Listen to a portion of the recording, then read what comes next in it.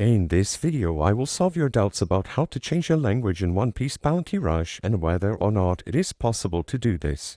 To answer this question, what we can do is open up the app, and before starting the game, in the title screen, we can access these three lines at the top left.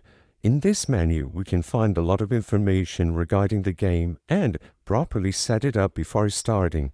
You will notice that in here, we only have access to the performance settings. There is no option related to language, and we cannot change the language from English to Japanese to French to whatever language we want to use.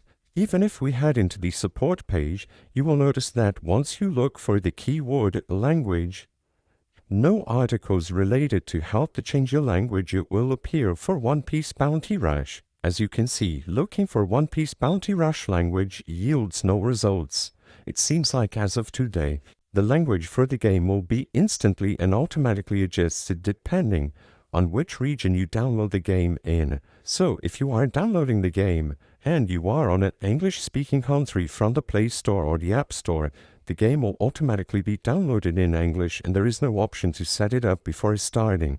So unless the option is available inside of the game settings, you will not be able to change the language in One Piece Bounty Rush.